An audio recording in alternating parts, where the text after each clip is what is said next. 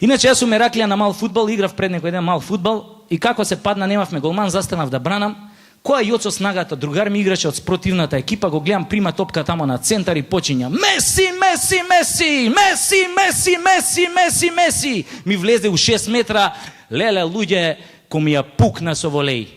Шо би рекле струмичани, ми со капа јајцата.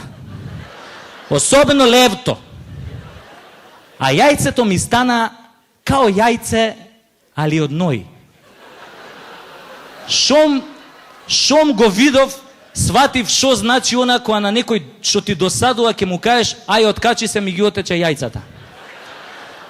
Джабе мене Јоцо ми се извинуваше дека наводно сакал да ме лобуе, али така му се откачило. Абе не знам како стигнав дома. И кога стигнав дома ми звони мобилен. Крева ми Јоцо снагата од тамо.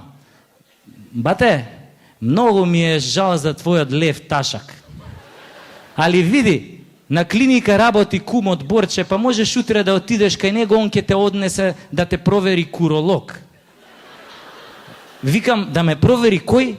Викам, Јоцо, ти сигурен си дека докторот се вика куролог? Не бе, вика, докторот се вика Стојчевски, али е куролог специјалист. А мене ми се виде малце чудно, ама си викам, има логика, знели? Доктор за мажи за доле да се вика куролог. Али се збунив кога ми текна, си викам, добро, зашо онда докторот за доле за жени се вика гинеколог, а не се вика...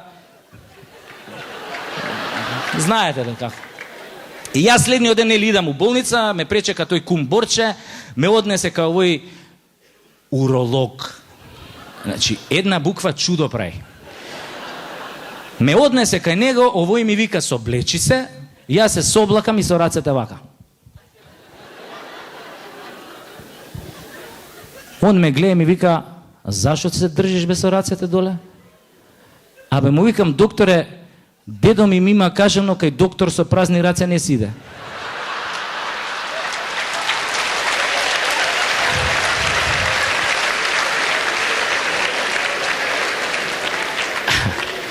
Абе не ади гомна, ми вика, легно е да ти правам ехо на тестиси. И го уклучи тоа апаратот и у тој момент влага унутре ординацијата една медицинска сестра со толкај рингли. И миничко упорничи. И јас се покривам, нели, за да не ме види, кога гледам, више салфетка ставена преку срамотијава. И си викам, докторов муња, Влага сестрава со сонда, му ја дава сондава и му вика, докторе, еве ви сонда, и ме погледна мене, ми развече една насмевка од дуво и излезе надвор. Докторот ја зема сондава, ја уклучи, зеде една жута туба као овие мајонез кај Чичо Стоилко и зема ждраков дека меѓу папокот и ташаците. И зема тоа сондата и зема да размачкуе. Леле, луѓе, која се закашка тоа влакната што ги имам со тоа мајонезот. Мислам, еве ги влакната, замисле да го само мајонезот.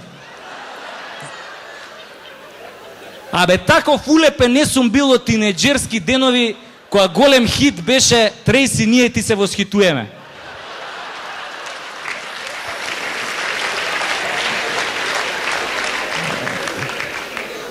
И така он ме дрнда со тоа сондата, која пак влага оваа медицинскава сестра со ринглите.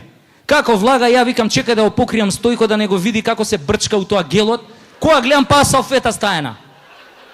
И викам, аве, ој докторов болje да джепароши овие новиве двокатни автобуси него што се занимава со отечени ташаци.